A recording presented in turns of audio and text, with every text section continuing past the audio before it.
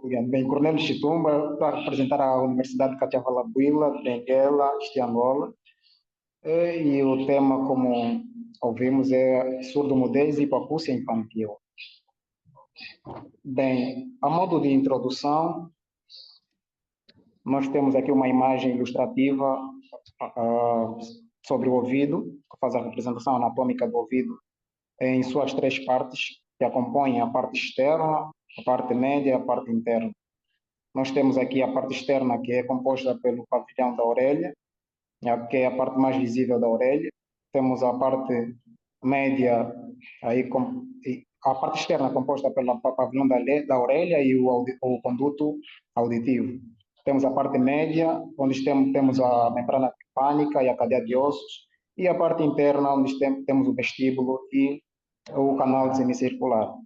Qualquer afetação de uma dessas partes vai, de certo modo, provocar uma hipoacúsia ou mesmo uma sordeira. Portanto, traçamos esse trabalho com o objetivo de aprofundar as diferentes abordagens de diagnóstico e intervenção precoce para a hipoacúsia infantil, para implementar soluções que garantam o desenvolvimento linguístico e cognitivo saudável das crianças afetadas. Bem, de uma forma resumida, a fisiologia do ouvido. O ouvido externo é o responsável em captar os sons que vêm de fora, né, e leva para o ouvido médio, ali onde encontramos a membrana timpânica que recebe este som. Através da cadeia de ossos, o som é amplificado, levado para o ouvido médio, e dali o ouvido médio é responsável em levá-lo para a corteza, onde o som que tiver a vir é interpretado como som exatamente. Portanto, o termo surdo-mudez significa a ausência coincidente da função auditiva e da linguagem falada. É a consequência de um estado patológico do órgão auditivo, congênito ou adquirido durante a primeira infância, que incapacita a criança para aprender a linguagem por intermédio do ouvido ou mesmo esquece, em outros casos, a maneira de aplicar a palavra articular. Na infância, é mesmo essa definição, só que afetando a criança ou mesmo o recém-nascido, por exemplo, vai ser um enfraquecimento da acuidade auditiva na criança. O ouvido está classificado digamos, no nosso trabalho classificamos ela em quatro partes, né, como a hipoacúsia de condução ou de transmissão, a hipoacúsia de percepção ou neurosensorial, temos a hipoacúsia mista e também a hipoacúsia central. A hipoacúsia de condução geralmente afeta o ouvido externo, a hipoacúsia neurosensorial, também chamada de hipoacúsia nervosa, e a hipoacúsia central, que vai ser, nesse caso, uma afetação central, nesse caso, a nível do cérebro. Portanto, nas principais causas da surdez infantil, nós traçamos as causas genéticas e as não genéticas. Nas causas genéticas está relativamente às causas de caráter hereditário, e nas causas não genéticas nós dividimos ela em pré-natal, natal e pós-natal. Na pré-natal temos as sepses vaginais, temos as enfermidades de causa viral, né, como a rubiola, varicela, sarampo, herpes, amidalites. Nas causas bacterianas, como as sífilis congênitas, tuberculose, as afetações parasitárias, toxoplasmose. E já nas causas tóxicas maternas, né, está muito relativo aos hábitos tóxicos da mãe, como o tabagismo, o álcool e droga, entre outras drogas. Também temos os medicamentos ototóxicos que podem, de certo modo, influenciar a uma afetação do ouvido. E nós mencionamos aqui o grupo dos aminoglicósidos.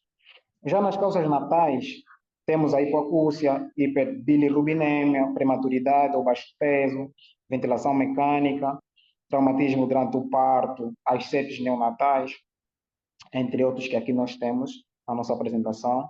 Na causa pós-natal, também temos as sepses e as causas virais, que referimos anteriormente. Simplesmente realçar aqui a herpes zoster. Também temos as causas tóxicas. E nos fatores de risco, simplesmente Para além das causas que nós vimos anteriormente, nós vamos aqui realçar em latantes e crianças, por exemplo, a fratura craniana ou perda traumática da consciência, colesteatoma, doenças neurodegenerativas, incluindo a neurofibromatose, exposição ao ruído e perfuração da membrana timpânica.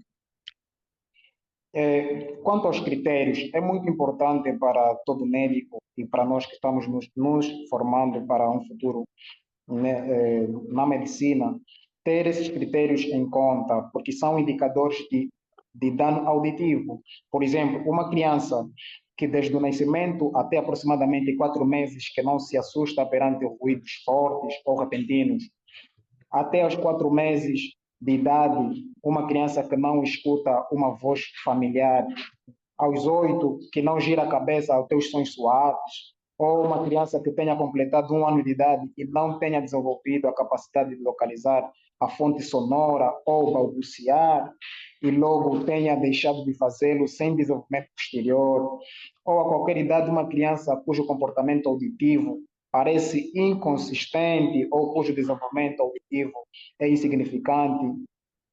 Então, são alguns pontos de alerta para qualquer médico e, de certo modo, também para os pais das crianças. Também elaboramos aqui uma tabela de desenvolvimento para audição e fala em latantes. Nós aqui fazemos a menção desde os 3 meses de idade até a 1 ano. Nessa tabela ilustrativa, nós temos algumas características normais do comportamento psicomotor da criança, desde os 3 meses até 1 ano.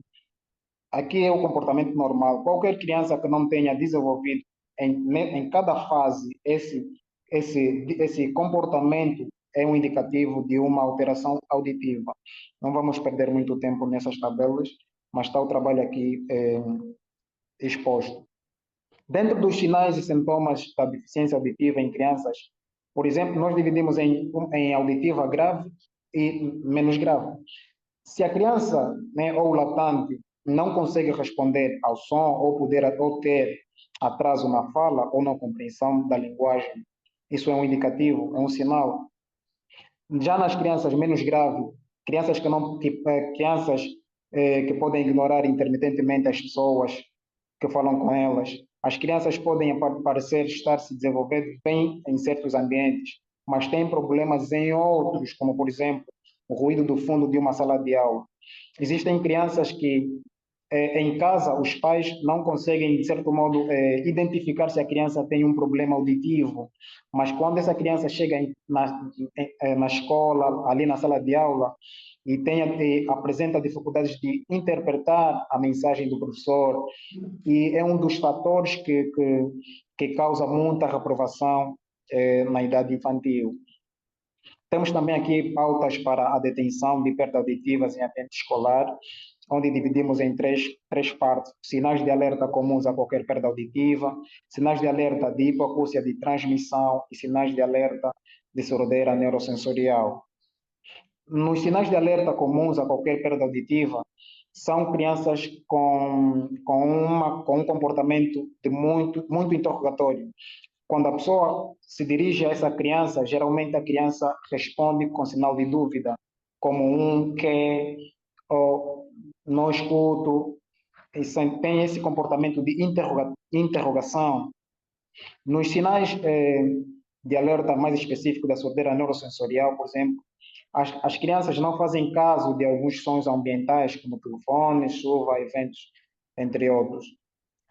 Criança que quando alguém está a se dirigir para ela, empena o nariz ou se põe tenso quando falam para ela, não controla a intensidade da sua voz, pode falar muito baixo, também pode falar muito alto.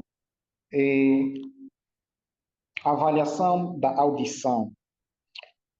Elementos básicos para o diagnóstico. Se consideram 2 níveis de diagnóstico em audiologia pediátrica.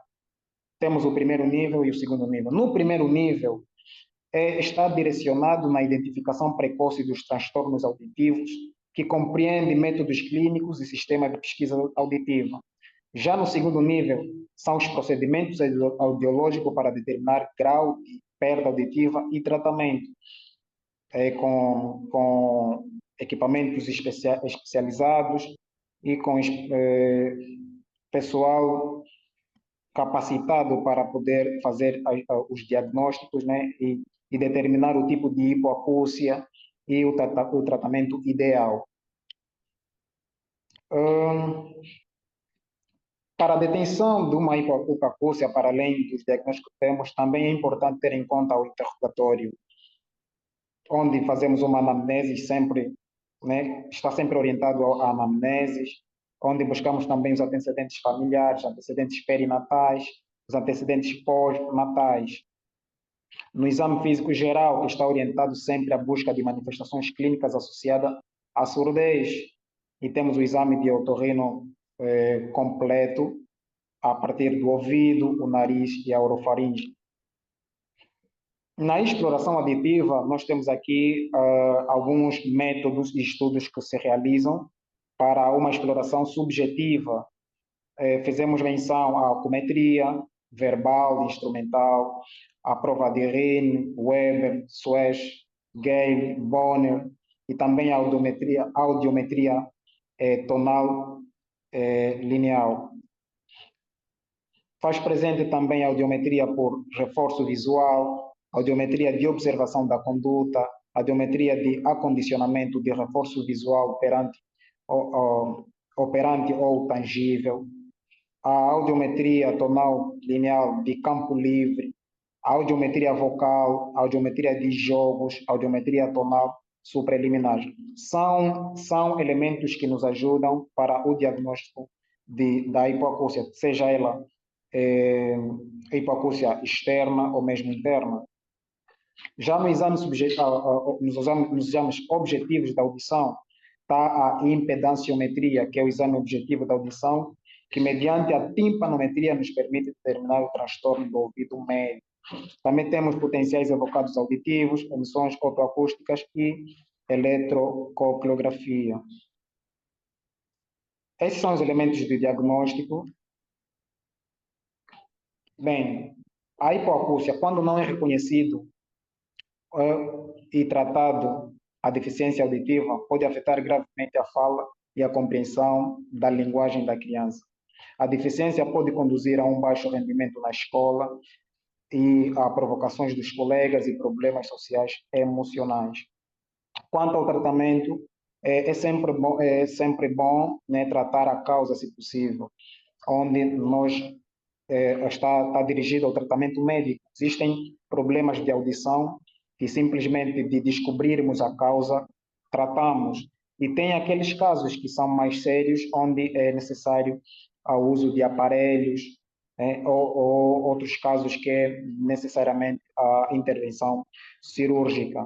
Nesta imagem, nós temos aqui uma ilustração de vários tipos de auriculares que podem ser utilizados, seja elas implantadas ou mesmo retroauricular.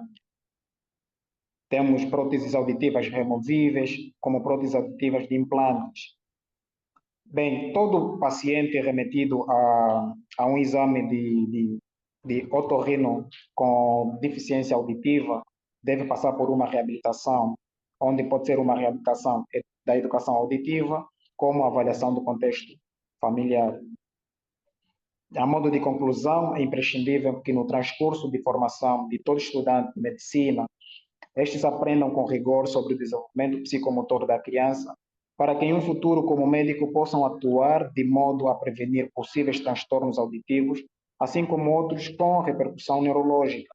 Não só devemos prestar atenção nos transtornos graves da capacidade auditiva, mas sim também os de menor preocupação, por vezes, que passam inadvertidos no ambiente familiar e só se evidenciam na idade escolar. Estudos revelam que uma das causas de reprovação de crianças em idade escolar é a hipoacúsia, como referimos anteriormente. As causas são múltiplas. A afecção sensorial pode existir desde o nascimento ou ser adquirida na primeira infância. Aqui temos as referências bibliográficas e para nós é um grande agradecimento pela participação. Obrigado.